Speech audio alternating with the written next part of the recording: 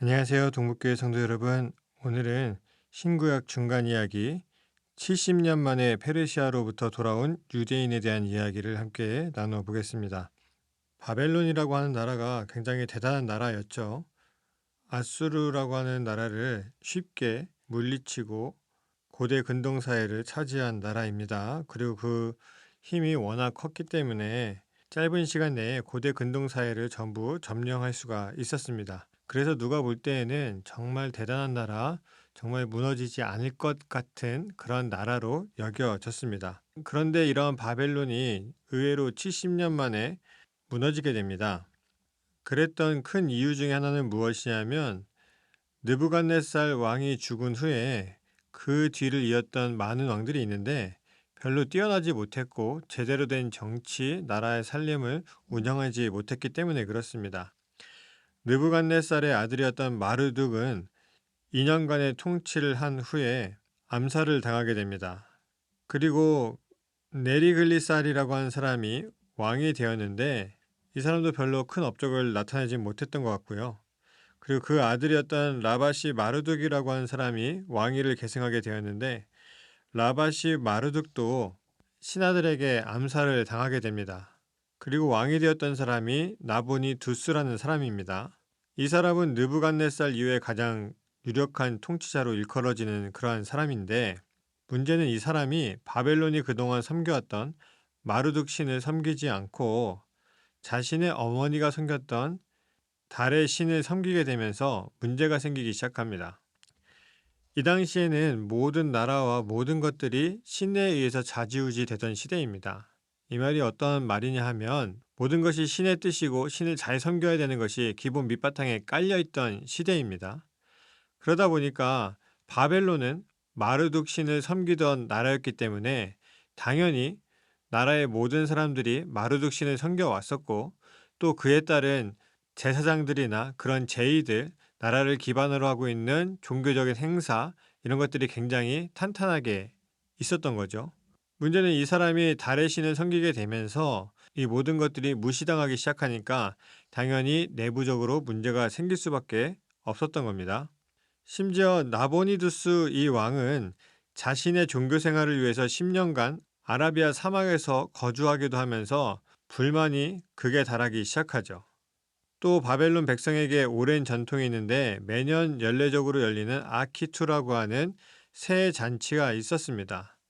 이 당시에 모든 나라들이 그렇지만 어떤 종교의 제사장들이 있지만 그래도 왕이 중심이 됩니다. 근데 이 왕이 10년 동안 자기 종교 생활한다고 나라를 비웠으니까 이 행사가 제대로 이루어질 수 없었겠죠. 그러니까 더 사람들과 또 마루둑 제사장들이 불만이 커져갈 수밖에 없었습니다.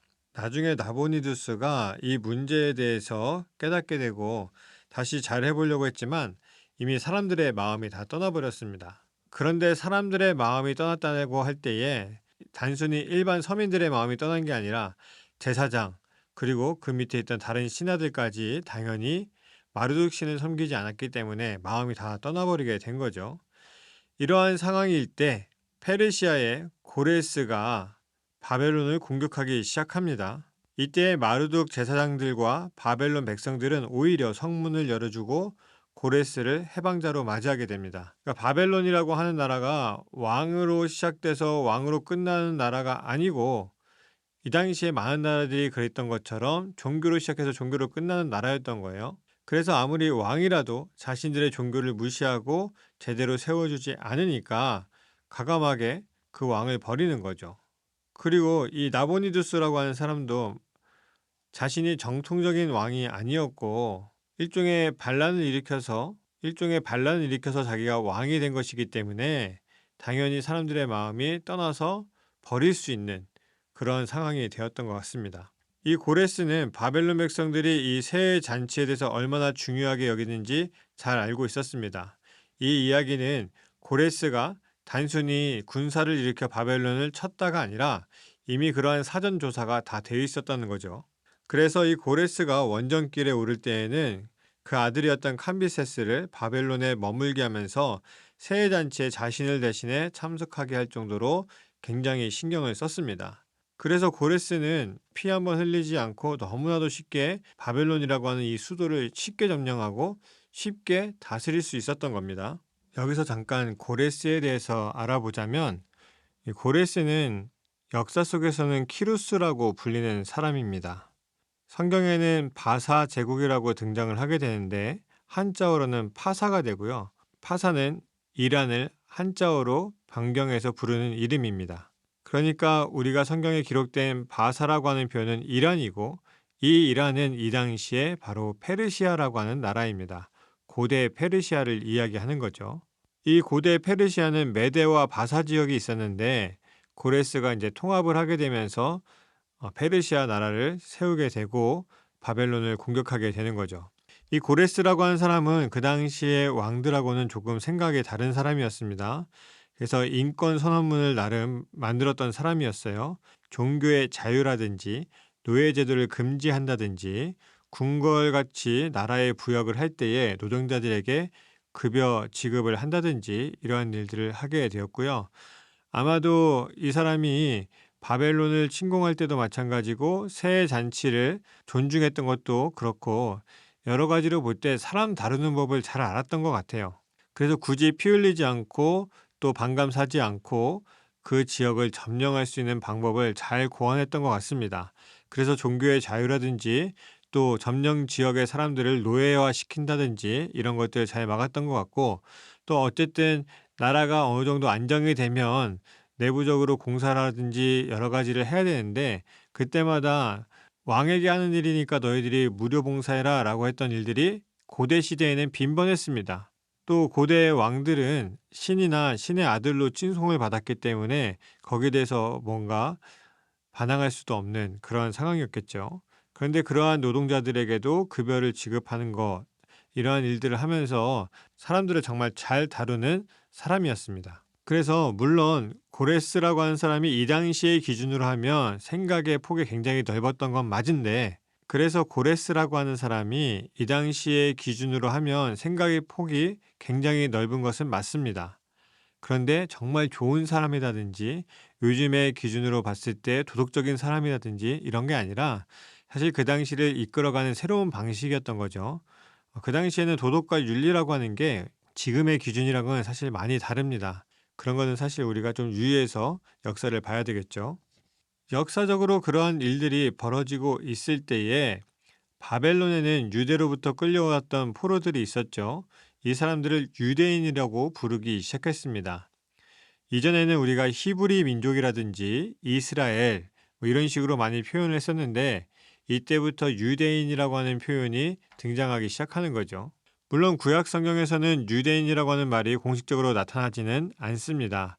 그런데 신약 성경을 보게 되면 유대인이라고 하는 표현, 유대교라고 하는 표현도 많이 등장하게 됩니다. 자, 이게 굉장히 중요한 부분입니다. 왜냐하면 지금 바벨론에 끌려온 사람들은 대부분 남유다 사람들이고 남유다는 유다 지파하고 베냐민 지파 이 두 지파가 있게 되죠. 그중에 베냐민 지파는 워낙 수가 적었습니다. 왜냐하면 베냐민 지파는 예전에 구약 시대 이야기를 잘 보면 지파 간에 싸움이 있었는데 베냐민 지파가 타겟이 되어서 지파 자체가 완전히 소멸할 뻔했던 적이 있었죠. 그 이후에 베냐민 지파는 원래도 작았는데 더 작은 지파가 돼서 회복이 되지 않습니다. 사실상 남유다는 유다 지파 사람들이 이끌어갔다고 보시면 됩니다. 그래서 외부에서 볼 때는 그 지역을 유다 지역으로 이제 보게 되는 거죠. 그리고 그 사람들이 끌려왔으니까 유대인이라고 하는 사람들로 불리게 되는 겁니다. 그래서 유대인이라고 하는 표현이 생겨나게 되는 거죠. 그렇게 바벨론에서 유대인으로 살아갔던 이 사람들에게 예레미야와 에스겔은 바벨론 포로가 70년일 것이다. 그리고 이것은 하나님의 징계이다. 이 징계가 끝나게 되면 다시 귀환하게 될 것이다 라고 하는 희망의 말씀이 있었습니다. 그리고 당연히 이 시대를 살아갔던 유대인들 중에 어떠한 사람들은 하나님에 대한 신앙을 포기하고 살아갔고 어떠한 사람들은 그러한 상황 속에서도 포기하지 않고 신앙을 지켜온 사람들이 있었습니다. 그래서 어떠한 사람들은 신앙을 지키면서 살고 있는 곳에서 월등하게 되기 위해서 노력했던 사람들이 있었죠. 다니엘이라든지 수르바벨, 학개, 스가랴, 에스라, 에스더, 느헤미야와 같은 인재들이 있었습니다. 그리고 하나님의 말씀대로 정말 70년 만에 바벨론은 페르시아 제국에 의해서 완전히 멸망하게 됩니다. 그 당시에 페르시아 왕 고레스는 유대인들에게 대해서 예루살렘으로 귀환 명령을 내리게 되고 페르시아의 국고로 예루살렘 성전까지 다시 건축할 수 있도록 도와줍니다.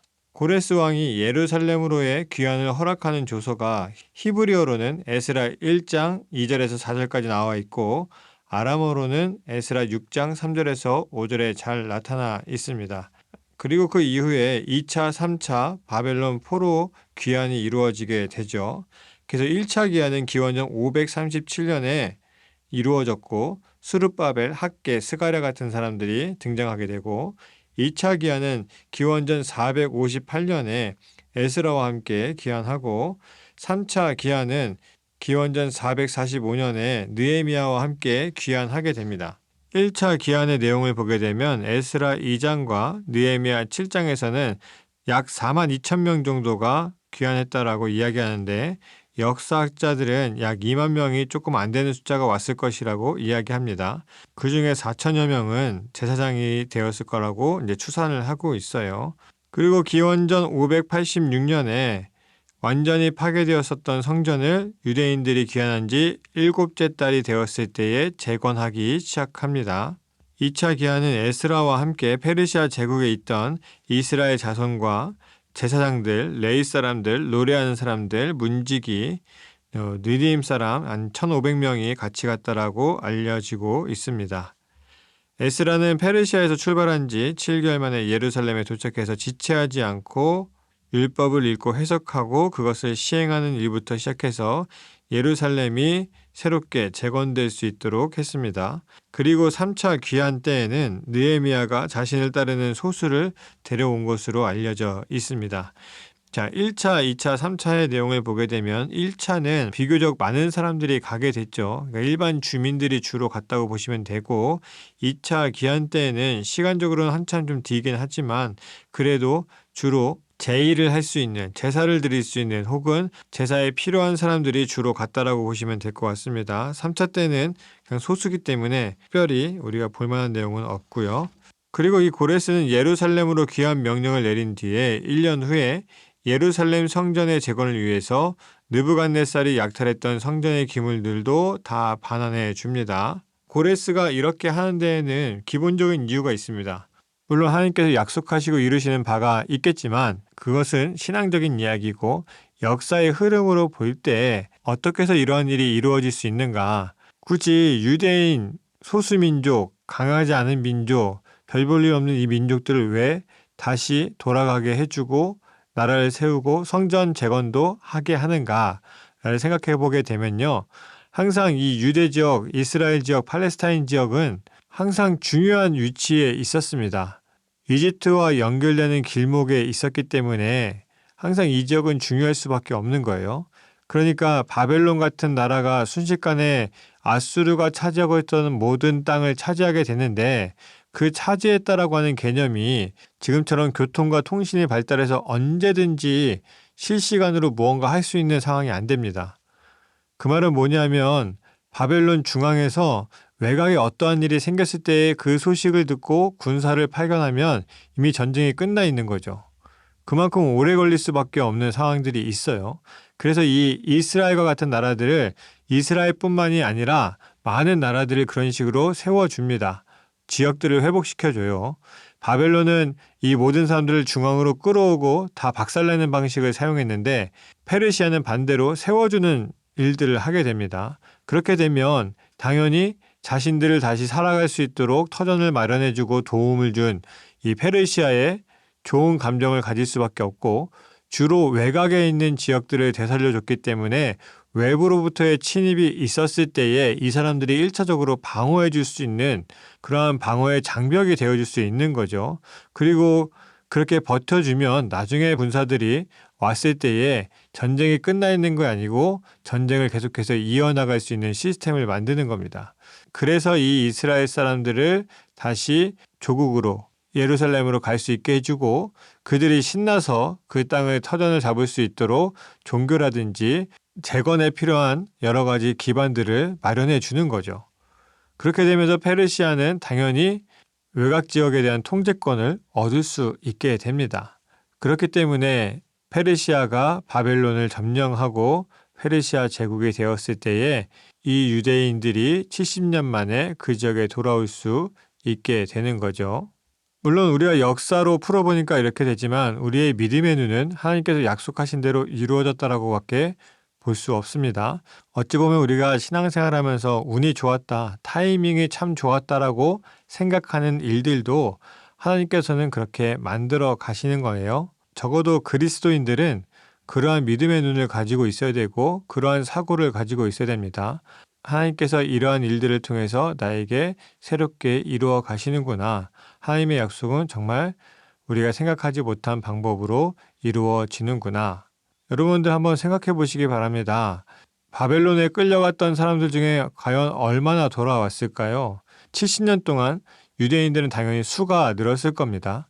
근데 그 늘어난 수만큼 다시 돌아왔을까를 생각해 보게 되면 그렇지 않았을 겁니다. 바벨론 지역에 미련이 있었던 사람들은 당연히 안 돌아왔을 것이고요. 신앙을 버린 사람들도 당연히 안 돌아왔을 것이고요.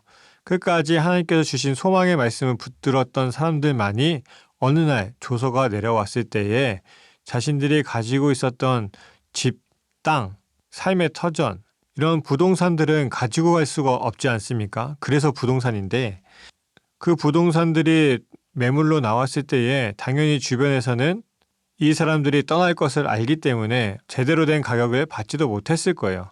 그런데 그러한 손해 생각하지 않고 오직 하나님께서 우리를 회복시켜 주신다.